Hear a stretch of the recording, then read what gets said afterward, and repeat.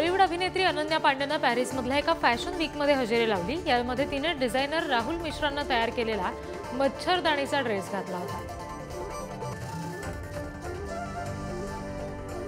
बॉलिवूड अभिनेता सैफ अली खानच्या हाताला दुखापत झाली होती। कोकिलाबेन धीरूभाई अंबानी रुग्णालयामध्ये त्याच्या हातावर सर्जरी करण्यात आली। यानंतर त्याला डिस्चार्ज देण्यात आला।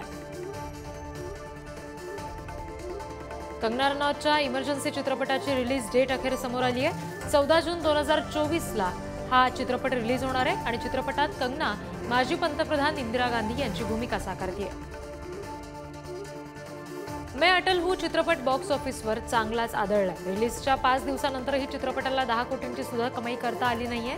चित्रपटाने आतापर्यंत 7.10 कोटींचीच कमाई केली आहे। माजी पंतप्रधान अटल बिहारी वाजपेयी यांच्या जीवनावर आधारित हा चित्रपट आहे।